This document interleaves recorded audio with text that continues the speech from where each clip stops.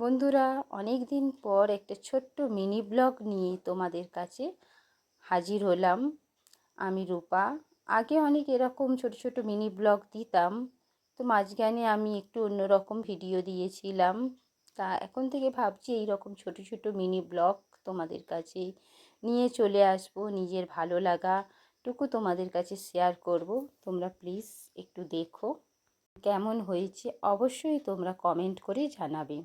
এই ভিডিওটা ছিল অনেক দিনেরই, কিন্তু এডিট করা হয় না বলে তোমাদের কাছে শেয়ার করতে পারি না। তখন গাড়িতে করে অনেক দিন পর ভাবলাম না, কিছু দৃশ্য আমার চোখে পড়ে তোমাদের কাছে এবং সেগুলো একটু ক্যামেরা বন্দি করছিলাম। যাই হোক, প্রকৃতির দৃশ্যটা যেতে যেতে দেখলাম, কিন্তু ক্যামেরাটা আমার লম্বা লম্বা ধরা হয়ে গিয়েছে। যখন যাচ্ছিলাম বেশ সুন্দর লাগছিল, এরকমই এসেছে, তো ভালো লাগছিল যে জিনিসটা ক্যামেরা বন্দি না করলে হয়তো সেটা খুব আক্ষেপ রয়ে যাবে। তাই ছোট্ট করে একটু ক্যামেরা বন্দি করে নিয়েছিলাম, তোমাদের কাছে সেটাই আমি শেয়ার করছি। ওখানে যাচ্ছিলাম, ওখানে যেতে গেলে আমাকে নদী পার হতে হয় এবং নদীটা একটুখানি দেখে নাও কেমন সুন্দর, শান্ত, এত সুন্দর লাগছিল না যা ভাষায় প্রকাশ করা যাচ্ছিল না। যাই হোক, নদী পার হয়ে যখন চলে এলাম, এই দেখো এখানে ছিল একটা অন্নপ্রাশন দিন। এখানে গেটের সামনেটা এরকম বেলুন দিয়ে বেশ সুন্দর করে সাজানো হয়েছিল। তারপরে ঢুকতেই বিভিন্ন স্টল বসেছিল। আমরা ধীরে ধীরে এগিয়ে গেলাম ভেতরে, এবং ভেতরে এত সুন্দর ভালো লাগছিল। সামনে ঢুকতেই ছিল একটা পুকুর, পুকুরের পাশে এত সুন্দর দৃশ্যটা লাগছিল, তাই ক্যামেরায় ধরে নিলাম। আমাদের দেখিয়ে দিই কী কী স্টল বসেছিল। ফুচকা দিয়েছিল, ফুচকার স্টল দুটো বসেছিল।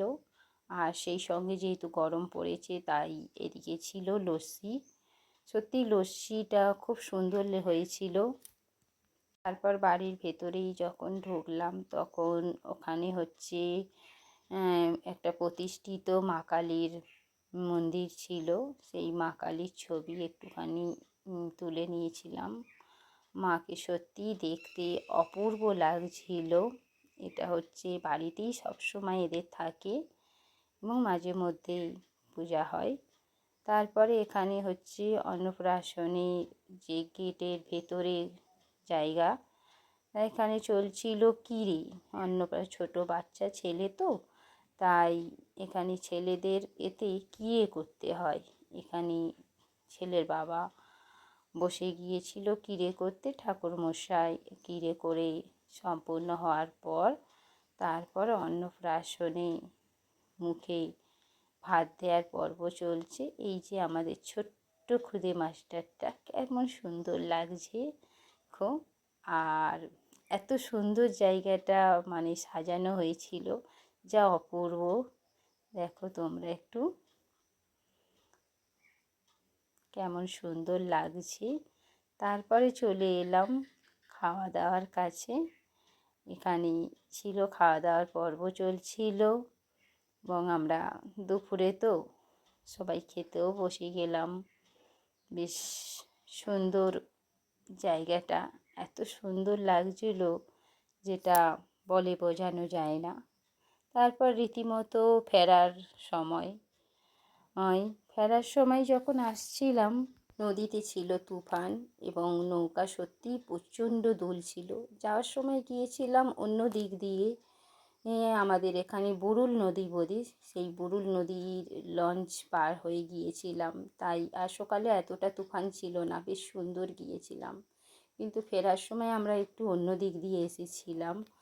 সেখানে তো লঞ্চ নেই, এখানে হচ্ছে ওই নৌকা, ভুটভুটি নৌকা যেটাকে বলে, তাই করে এসেছি। এবং কতটা জলের তুফান ছিল সেটা তোমাদের কাছে একটু দেখিয়েছি। জলটা ছিটিয়ে ছিটিয়ে পুরো নৌকায় উঠছিল। আর সত্যি বলতে কি খুব ভয়ও লাগছিল যে এতটা নৌকা দুলছে যে মনে হচ্ছে যেন মানে কি বলবো, মানে জলের তুফান এতটা বেশি, তোমরা দেখেই সেটা বুঝতে পারছো অবশ্যই।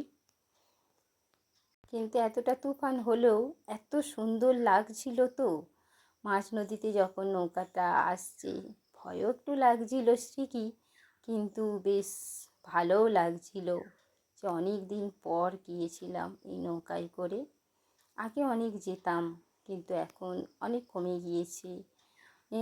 ছেলে মেয়ের পড়াশোনা সব কিছু নিয়েই অনেক কিছু বদলে গিয়েছে, কিন্তু অনেক দিন পর যখন গেলাম সত্যিই ভালো লাগছিল, কিন্তু সেই সঙ্গে একটু ভয়ও লাগছিল যে এতটা তুফান, নৌকাটা এত দুলছে, মানে সেটা কি বলি, এত ভালোও লাগছে সেই সঙ্গে ভয়ও লাগছে।